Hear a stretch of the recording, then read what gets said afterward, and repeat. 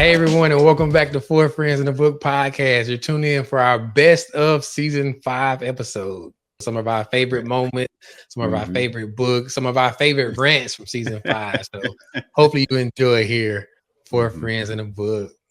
Again, Lauren starts out in this book writing her story at the age of 15. When she gets to the end of the book, she's met my boy Ben Coley. He's I think he was 57 or 58, somewhere in that time frame. So essentially the same age as her dad. They get into a romantic relationship. Look, they about to live happily ever after and all this stuff. Coming to the women on this, I want to hear y'all perspective. Please. That is a massive age gap. Well, that's a child. Let's go to that part. Her frontal, funny. her frontal ain't even like developed yet. Yeah, I was just, and it's funny we're talking about this. I just talked to one of my coworkers about when I was growing up, and I graduated from high school in the 90s. There used to be older men that would come to the school to talk to younger girls. It was not like, I mean, if you had a boyfriend that was 30 and you was 17 or 16, that was not abnormal. You just be like, well, she got an old man. You know, she talking to this dude, he older. It was never like it was never like like now if we saw a 50-something-year-old man trying to talk to a 16-year-old, it's like, this is a pedophile. Like, you know, but they didn't do that then. And she wrote this book back in the 90s where it wasn't, to me, when I was hearing, I was like, you know what? I just was talking about this. Like, that's the way people were then. It wasn't, it was kind of like a Miss Seeley and Mr. thing, you know, how they were young, you know, and I think it became more like, wait a minute, these girls, even with Aaliyah and R. Kelly, remember that? It was, all of that was happening in the 90s, and it was not like parents were allowing their girls to get married to dudes at 15 and 16. As long as they signed off, they could do it. Because I know 2 girls that did that in high school. So, I mean, that was just, to me, her writing was, it was forward, but it was still in the, you know, in that time frame as well. So. Yeah, I agree. And just the character herself, she's 15 to 18. Now, Lauren is a typical 15 to 18-year-old in the book because she thinks she knows everything. Like, she comes off very like, I like, you have not even lived no life, but she's just like, I know this. Like, she made up her own, I guess, religion because she's like, you know, all this other stuff is false and I know the truth. But when you're 18, like, you think you really do know everything. And I'm like, Lauren, you just haven't lived a little life. So when she gets with a 60-year-old, in her mind, and a lot of young girls' mind, they're like, oh, I'm grown. They think they're grown, but they just really don't know.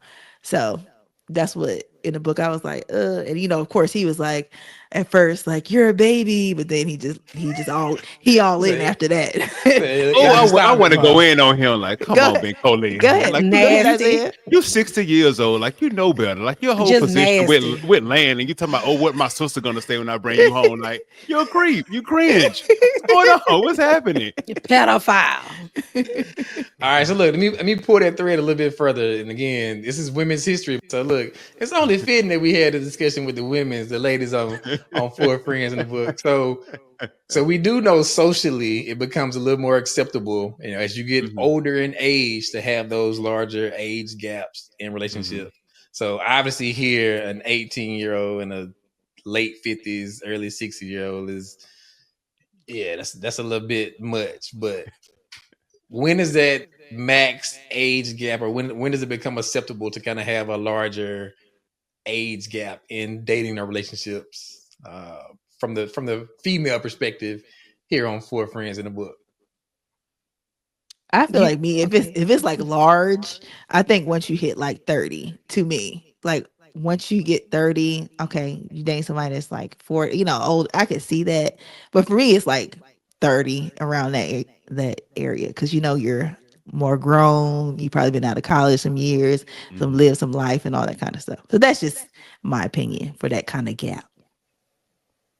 So you can be 30 and have a 20-year age gap. That's cool? Or, I mean, I don't know why you would want to, but to me, to me, I feel like 30, for me. Okay. But I wouldn't be 30 dating a 50-year-old, but there are some people that do. So, Yeah. but I just feel like 30 is a good age for them kind of gaps. Mhm. Okay. I agree with Maria, her.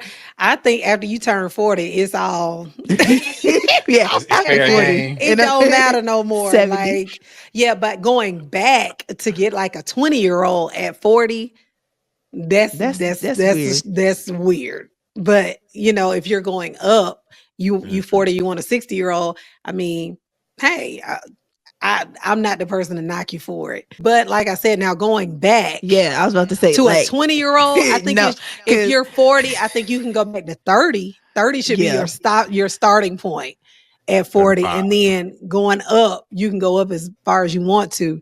But yeah, I don't think you should because go into the 20s at 40. no, yeah, because I have subbed in high school, and I'm like, I really thought about that. I'm like, how is somebody going back getting somebody 18, 19? Like, ain't no way, because just the mental, like, it's totally different. You can really tell the difference. So One of the common themes that kind of kept coming up throughout the book was, I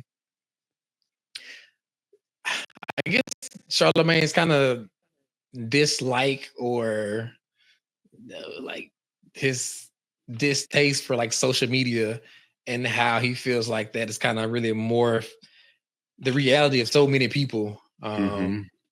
I think we all kind of, we use or we hopefully understand that social media is a tool, but for many people, like it's their life, like it's their livelihood. Right. There's even a chapter where he talks about like Right. influencers where like they have literally become celebrities solely based on the fact that they are just social Mhm. media entertainers. Like they don't have Uh, any special talents, any special gifts. Like they not out here winning championships or anything. Like they literally just post every day. And so he really talks about social media a lot and how that's kind of, I guess, kind of morphed the landscape of kind of how we see reality right now, how we operate, how we move mhm. throughout our country, even in this world. And so I wanted to get you guys' thoughts and opinions about social media. And also, do you think it's like, are we at a point now we really should kind of, maybe start weaning ourselves off of it, getting rid of it? Because it is so like woven into our day-to-day lives now. Right. What Right. do you think the long-term impacts of social media are? And like I said, should we be trying to taper ourselves off of social media, or do you think it's still, even a valid forum for kind of communication, entertainment, or whatever that may be? So Mhm. I'm gonna come to Kim on this one to talk about this whole social media concept. Not only just from his book perspective, but what your own personal thoughts and opinions are.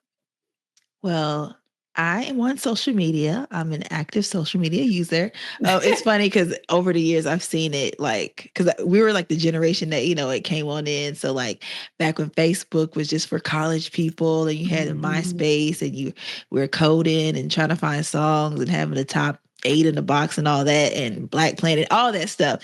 So social media, I think it started out great, but like Mhm. anything, stuff can get out of balance. And I think Mhm. now I don't know who it was on one of these. I think it actually was on the Breakfast Club. Somebody was talking about social media, and he was talking about how humans we're not really wired to know this many people and this many opinions and this much information. When you think about it, like if we didn't have social media, we would just Right. know, the people in our immediate group, but we're exposed to Right. literally the entire world. That's And that's very a true. lot. So I do believe that we are to the point where I think taking breaks from social media is needed Mhm. for everybody, because I think social media is not really the real world, but it can feel like the real world when you're in there.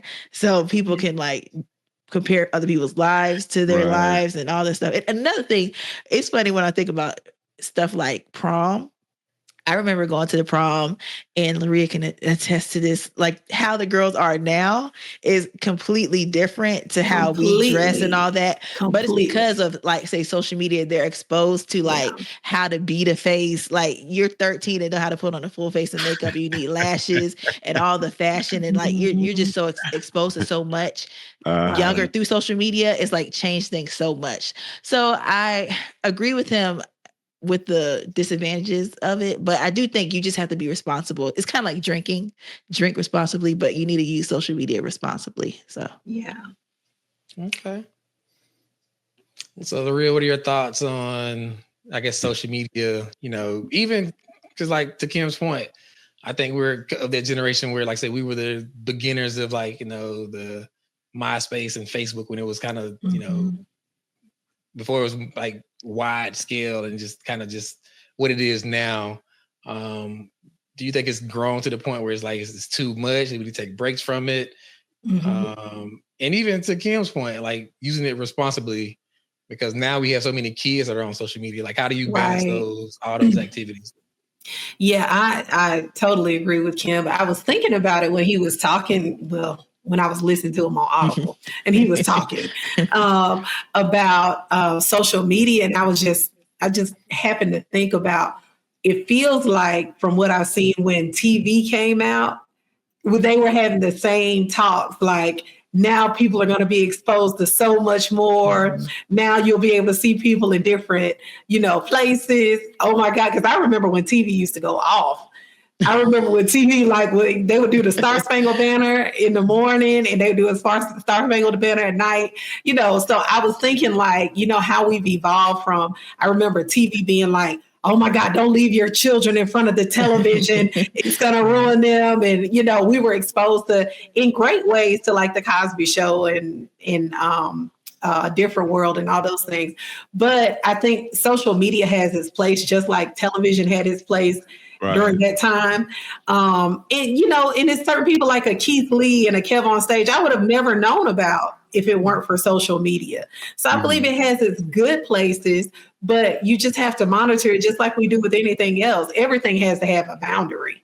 And I don't think that a lot of parents are, because I know children that are my nephew's 9, and a lot of his friends have cell phones. Like, that's crazy to me. I'm just like, well, what are you doing? And why are you, even at church, when we're going into church, you see kids with their tablets coming in and they sit down, put their headphones on and just get on the tablet the whole time. Whereas, we were talking about that Sunday. I didn't have no children's church, but I had to sit there. Wasn't no ADD, ADHD, with none of that. Everybody, whatever you had, you was going to sit in that seat for 3 hours, because we get out of church about 1 o'clock. So you better not go to sleep. And you better not. So my thing is, I believe that he has a strong point about it.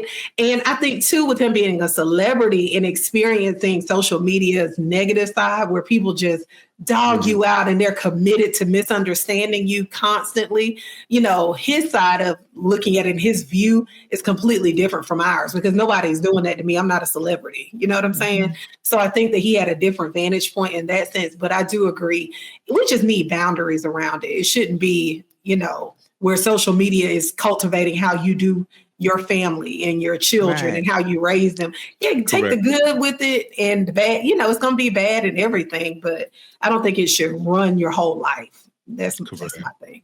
Yeah, no, that's good. I think the problem now is, like, how do you make that clear distinction? So we live in a time now where, again, as he mentioned, we have like influencers where, like, they literally are become celebrities just for being a so-called celebrity. Like, they haven't done anything, but they have amassed this huge following online. But it's also, I think, warped our reality where people, so as Kim mentioned, talking about prom. So now someone posts their prom pictures and it's all extravagant and, this big event. And so the person watching it feels like, well, no, my prom should be like that as well. So it's like you're trying to match these scenarios that like may not even be real. I mean, people may be going in debt behind these activities. Most definitely. But the famous quote, look, do it for the gram.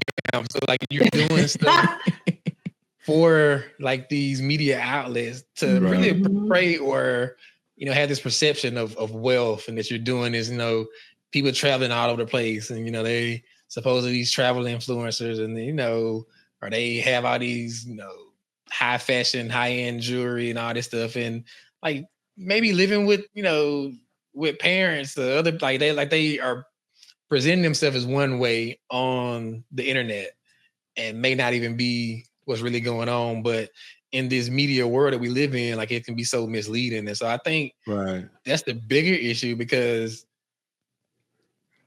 I think we as responsible adults can like delineate and know how to separate the two, or even know when people kind of front. It's like, yeah, I mean, they appear to be doing this, but like, man, they ain't living like that for real. But I think like the younger kids, like they're so consumed by this perception of what they view as reality. And even other locations, other places, man. Like I remember traveling to when I went to Africa, and it's like I was talking to this guy, and he just thought, and again, based solely off of social media, that like we were all just like doing it up, all like living, flying private jets and all this stuff, because his perception of American culture and Black culture was that we're living this, high life, high end fashion. Everyone is wealthy, everyone is doing all this stuff, and I was like, nah, dude, that's not reality. But like, and he was an adult, so it's like he could even separate it just culturally. So I think that's the hard part that we have with social media now. Like, there's not a clear distinction between what's real and what's, for the gram or for TikTok or what people are putting on Facebook, and even these influencers and how they're like living these lives or portraying these lives they're living. So I do agree with this point. Like, social media has definitely grown, I think, much larger than anyone may have thought about. But I think it's still hard to make that clear distinction as far as, what's this social reality versus the real world reality that we live day to day. So, and it's just really difficult. So, yeah, that's good take. Isaiah, you have any thoughts on just how much social media has become like woven into our day to day lives, and even the fact of should we be taking breaks? Should we try to do away with social media? Just what's your overall thoughts about this social media life that we are living day to day here in the year of 2025? I think social media is so different than what it used to be. Like Lil Real and Kim, what all y'all said, like when we first got on social media, like we had to have college emails, and we was basically using it to keep in contact with people. Yeah. But now people just post the craziest things on social media, like what are you doing? And me, I'm trying not to judge, but I don't have a lot of time just to post pictures of shoes and stuff. Like, come on. Like, I know even on Twitter, like I use it for like to capture news cycles of what's going on within the world, and it still happens so quickly. Nobody don't even care about something that happened 24 hours ago. Like that's how fast the news cycle travels. And I think the funniest thing about social media is like nobody really knows the person really they're following unless they post something. So if I never even see your post, I never even know what's going on as well. And I know this is an unpopular opinion, but you can still be friends and have a good social life and don't have to follow some of your people on social media. Like and those are the good interactions that I like to pick up the phone, to call one of my good people to say, hey, what's going on? And blah, blah, blah. I don't have to read your Facebook or Instagram to see what's going on. I just pick up the phone and call you. Like, I like that verbal to verbal interaction, in this new social media culture. I just think that it just become toxic, like debating people, like with this uninformed opinion, and you're going against professionals and doctors and stuff just because you saw something on TikTok. You want to go against somebody like, and you holding it as gold. Like, I mean, I have seen people that just go to back or standing down this hill, and like, you are totally wrong. And sometimes you have to just look at it and just pass through. Like, I am not getting involved in that as well too. Like, and it's about your perspective. Like, if you're grown and you have a mature mind and you know how to decipher between what's real and what's not, I mean, you can make the best of social media, but if you're taking a break and if you're going back and deep diving into that trash and trauma, I think sometimes, I know for me, I had to reverse myself and get off of that social media and just look at it when I need to. And other than that, like it just becomes too much sometimes. Okay. Most definitely. Yeah, look, we are in our Lynching season, so I'm just curious if you guys are listening and viewing all this, if y'all are kind of weaning yourself off of social media for Lent or whatever. So like, just drop us a comment in the comment section. I ain't being at all. You ain't gave it up for Lent? No. You gave a Lent in your pockets. Right, gave a Lent in my pockets. But yeah, just even curious from our listeners and viewers, what do you guys think about the current state of social media? So look, drop us some comments right now about the life or state of social media, especially with just kind of this kind of false reality that we're kind of living in, because it's crazy. It's different. Like I said, I then it's the only thing I can really say. Like, it's just so different from kind of how it started. So just kind of what you guys' thoughts and opinion about this whole DEI movement right now and just the life of that. And I'm gonna come to Miss Kimberly Lake to kick this topic off. I was looking at Isaiah because I'll go. Look at this. Are you gonna defer to Isaiah? I'll go because this is. I feel like Isaiah might be ready to rant on this one. So over. I know, right? I was like, I'll open it. Look, whoever want to jump on it, I'll open the floor up. So whoever want to jump on this one. I think when these DEI, programs was first implemented in the 60s and the 70s, it was often voluntary because the federal government saw that, we needed extra protections in place for, our minorities. And, while they have never actually been all the way implemented, like when they are actually used, they are effective. And when some even hear this thing about DEI, I don't know why they think Black folks are the billboard for the DEI. When DEI affects everything they're dealing with, minorities, people with disabilities, veterans, and etc. And I can say this confidently because I am never a DEI hire.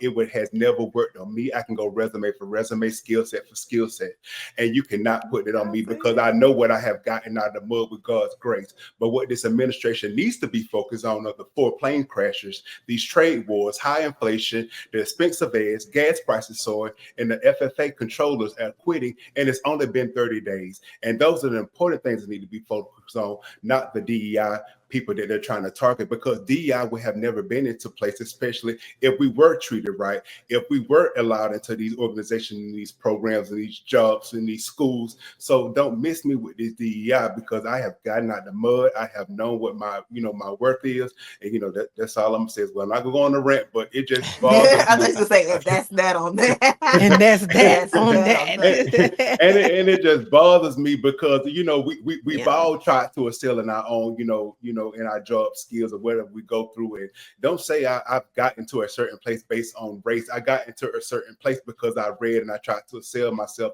and put myself in the best light to be in those positions and be at those tables to have those conversations. Yeah, that's good. That's very good. Laria, Kim, any thoughts on that? I'll just say it's a mess. People just like affirmative action, DEI and accessibility has benefited white women the most. But I feel like Black people, if you slap Black people, like if we look like we're getting ahead or look like we're getting advantage on anything, it's like if you say that, people want to pull it back, and that's not the case. I think that, like Isaiah said, people don't realize when they hear it, it's like, oh, that means a Black person's get a job that doesn't deserve a job. But no, it's like a woman being able to take a break to breastfeed. It's a veteran that's getting able to come over into the workforce, civilian workforce, better, or it's just a whole bunch of different things that benefit a whole array of people. But a lot of times they framed it to where it's just Black people getting ahead, so people are like, yeah, we want to make it merit based. And just to piggyback off what Isaiah said, if you're gonna go by merits, Black women actually are the highest educated group in the United States.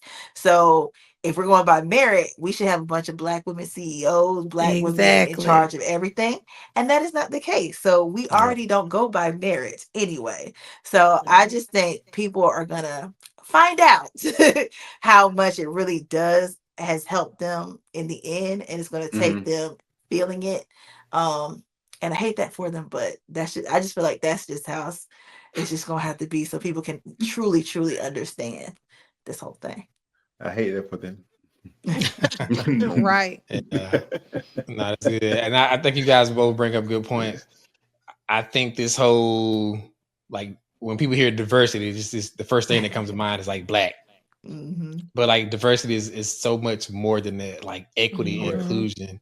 And again, we've premised the foundation of this country on being a diverse group, an immigrant nation of people from all over the place, which has helped to build this great nation, the great minds of diverse thoughts and ideals, and being this melting pot. Like, how can we say that's the foundation of our country, but now repeal or get rid of some of these things that have supposedly is what makes us great? and it's just weird that it has been shaped as this, black white issue when it's so much more than that. And I honestly think people aren't very educated on diversity, equity, and inclusion. So as Kim kind of alluded to, even Isaiah, there's so much more than just this black white notion that's being perpetuated. There are things that are put in place to try to level the playing fields, but also give opportunities across the board to just make people comfortable to accommodate certain things. Again, disabled people, veterans, just normal civil rights that everyone should have within this country. And now we want to say that things could be merit based, but we still know how influence and how things take place with that, with a lot of the like people in positions of authority, putting people where they want them to be, and it's weird that we have gotten to this place now where things that have been historically put in place to make things equitable for all people, like we're like overturning just once again. I mean, I feel like it's just still so surreal that we're still in this place and this is our just current state of life right now. And we've been talking about it a lot here. I mean, we repealing some of these historical acts that have been placed within this country, and even rights for women, birth rights, all kind of stuff. And like now, this is on the chopping block as well. It's just crazy. All right, so let's switch gears a little bit. We're gonna kind of keep it somewhat related. So we've been talking about Jeezy, so raps, the hip hop culture, and again talking about this 2000 era of music. And so at that point, we were within the crunk and the trap music era of rap. But I think things are kind of transitioned now. So even kind of talking about the state of rap right now. So, there's been a lot of debate about, Kendrick and Drake and J. Cole and just even the lyrical content as far as what or how hip hop culture and the message that's being presented. So D1 has gotten a lot of traction as far as being, I guess, kind of coming down on some of the rappers as far as their messaging and what they're talking about, and kind of calling certain rappers out, and even just kind of seeing the transition of hip hop and the culture and rap. And so kind of want to get you guys' thoughts and opinions on the current state of rap music and the hip hop culture, where they're talking about like the lyrical, like the lyricism right now, or like the consciousness of the lyrics. We went through this whole little I don't even know what you call these little young rappers, the mumble rap era. So like we've gone through these different eras of just hip hop and rap culture. We kind of want to get you guys' thoughts and opinions on the current state of rap and what you feel like we are in now. I don't think Jeezy really making music no more, but it's just he got music. Yeah. 2 albums. Well, look, I'm gonna let you jump into this topic. Then, what do you think the current state of hip hop rap culture? Whether it's like, is it getting better, more conscious rap? Is it getting worse? Like, what's your take on the current state of hip hop and rap culture? My take is, I think a lot of it is that a lot of these new artists are so sensitive. When you go back into the area, New York think they started hip hop. Atlanta actually put it on the map, but it's West Coast is actually, what actually drove it home. But with these new artists that we have now, like a lot of them, this fast music. When you making an album every year like Drake, I can't keep up with what's going on. But Kendrick, if you talk about that blackness, that self-conscious, Kendrick is the guy for me. I actually really start getting into his music, not this album, but the album before that.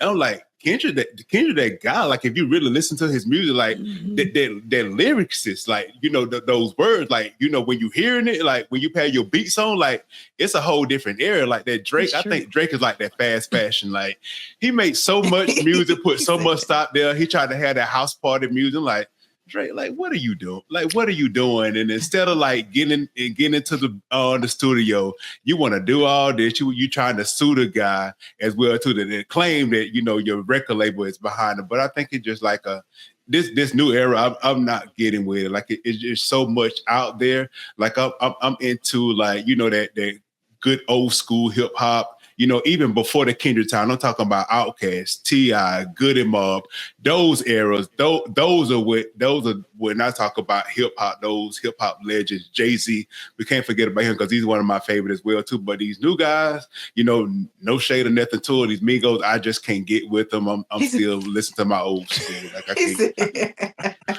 No, with I can't get with this new school. Laria, Ken, what are your thoughts on, again, it's been trending for a while. It's kind of died down now, the whole Drake, Kendrick. At this point, I think Kendrick kind of won. Like, we ain't heard from Drake no more. But just even the state of kind of rap as far as the lyrical content, I guess even or more conscious music. Mm-hmm. What do you guys think the current state? Like I said, we talked about Jeezy in the 2000s. Look, it was all about the club. Like it was all club at that point. But what do you think the current state or the current movement of hip hop and rap culture is today? Well, I guess I'll go. Oh, okay. Well, it's kind of odd because we hear this every generation. So, except for now, you talked about early 2000s, Isaiah. I'm 90s rap. So that was when I was growing up and in high school and all that. So I was like, we really had some good rappers because that was the Tupac and the Biggies and the Dr. Dre's and Snoops and all that, but then, and I'll bring it from, I love talking about the female perspective. At that time, we had like MC Lyte, Queen Latifah, that kind of thing. So now you look at it and you got Sexy Red and, what? We had like, there really aren't any conscious publicized. I'm not saying they're not there, but female rappers now at all that I can just name off the top of my head that about in mainstream. Rhapsody. I love Rhapsody. Yeah, okay. But I mean that's like one. Well, yeah. You know what I'm saying? But I could see the evolution because we had all these strong like female rappers, and then it went from that to like Kaya, Lil Kim. It kept going. We kept going down. We kept going. I told you.